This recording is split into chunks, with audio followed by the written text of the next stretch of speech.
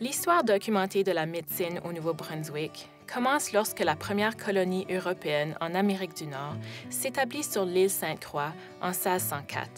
Le chirurgien Guillaume Deschamps de Honfleur effectue une autopsie du corps d'un Français victime de scorbut. Près de la moitié du reste des colons français mourront de malnutrition durant leur premier hiver. Les autres seront sauvés par des hommes de médecine autochtones à l'aide de remèdes jusqu'alors inconnus. Ce n'est que 200 ans plus tard que la première loi médicale sera adoptée et que le gouvernement nommera des bureaux de santé dans l'Empire britannique.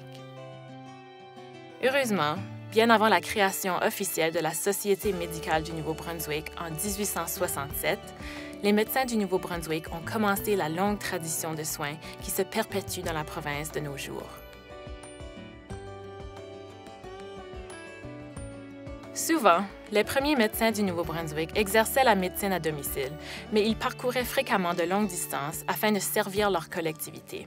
La plupart des médecins de campagne avaient 2 chevaux, de sorte que l'un d'eux soit frais et dispos s'il recevait un deuxième appel urgent. Un des premiers comités de la Société médicale du Nouveau-Brunswick a étudié la question de l'indemnisation des accidentés du travail.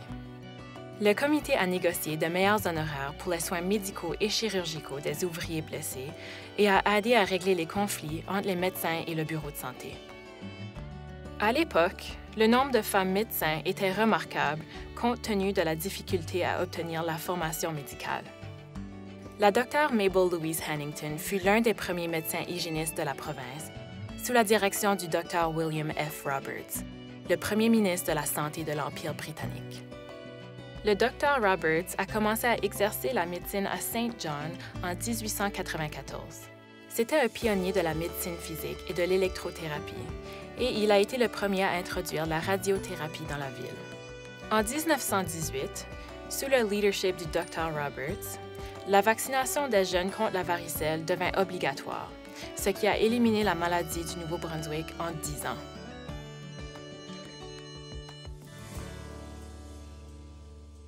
Durant la Première Guerre mondiale, les pertes chez les troupes canadiennes en France et en Belgique étaient si nombreuses que plus de la moitié des médecins canadiens ont servi outre-mer. À la fin de la Seconde Guerre mondiale, près de 35 000 membres du personnel médical avaient servi dans le corps médical. Après la guerre, en 1945, la Société médicale du Nouveau-Brunswick a adopté un nouvel emblème officiel avec la devise « Salus Populi Suprema Lex », que le bien-être du peuple soit la loi suprême.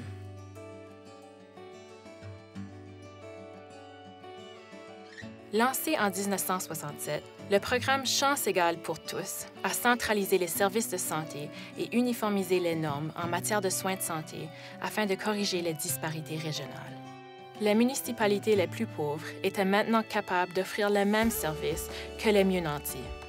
Le programme Equal Opportunity, c'était les années Robichaud, 60-70. Et puis, politiquement, il avait été sage. Il avait compris que 60 % de la population vivait dans les communautés rurales. Il faut se souvenir qu'à ce moment-là, que dans le système d'éducation et dans le système de santé, c'était les régions qui en avaient la responsabilité et souvent, c'était les comtés, des écoles de comté. C'était eux qui avaient la responsabilité. Ils avaient des petits bassins de population. Ils n'avaient pas les infrastructures nécessaires. Ils n'avaient pas les ressources pour offrir la même qualité de service que les régions plus fortunées.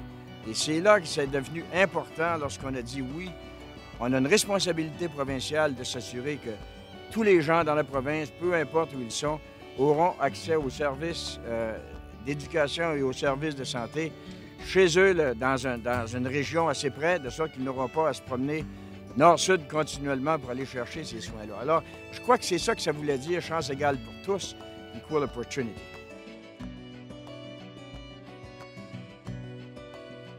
My father, Frederick Goodine, was a bit of a natural leader and in some respects a pioneer in the medical profession in New Brunswick. He was one of a few physicians that was selected to work on developing the Medicare system prior to its implementation in 1970. He played a pivotal role in establishing Woodstock as a very prominent location for medical education in the rural setting. 10 years later, the extramural hospital was piloted in Woodstock and then ultimately rolled out all around the province. De nombreux membres de la Société médicale ont été actifs sur la scène politique.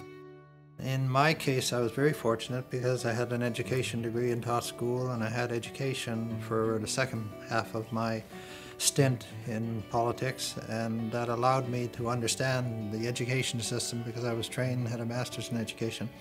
But fortunately in health as well, having had the background in the Brunswick Medical, Canadian Medical Association, rural health care, I was able to address problems in the best interests of the population and those who provide the services, and try to make decisions even if they were not always welcome at the time. They were necessary at the time. Le premier président de la Société médicale, le Dr William Bayard, est devenu président de l'Association médicale canadienne en 1894. De nombreux présidents du passé en ont fait autant.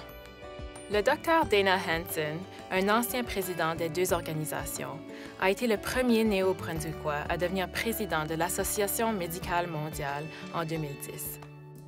Well, as we know, New Brunswick has had many firsts in many different fields, but one of the areas has been the Hospital Without Walls. It became an extramural program, moving the care out of the hospital into the community.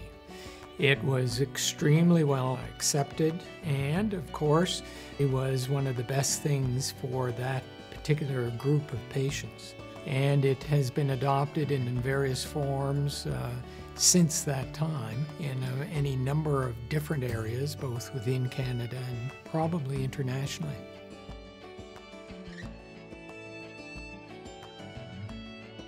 So it's really important to have these teaching units and the medical school in New Brunswick. What I think we're seeing, certainly I've seen it with the residents that I've had, is that more of our New Brunswick students are staying in the province of New Brunswick.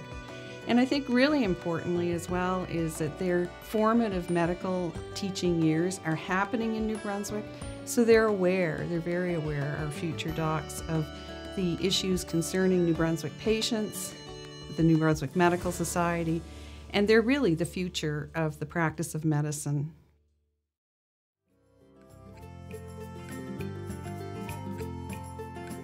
La Société médicale du Nouveau-Brunswick continue de surveiller les enjeux en matière de soins de santé et de formuler des recommandations sur les politiques en matière de santé. Des efforts ont été entrepris pour attirer des médecins de famille dans la province. Grâce à ces efforts, plus de 90% des Néo-Brunswickois ont maintenant accès à un médecin de famille, une moyenne supérieure à la moyenne nationale. D'autres efforts contemporains comprennent la réduction des temps d'attente à l'urgence, l'augmentation du nombre de lits dans les foyers de soins de la province, la diminution de la prévalence du tabagisme et la mise en œuvre du système de dossiers médicaux électroniques. La Société médicale vise à faire du Nouveau-Brunswick l'une des 3 provinces canadiennes les plus en santé d'ici 10 ans.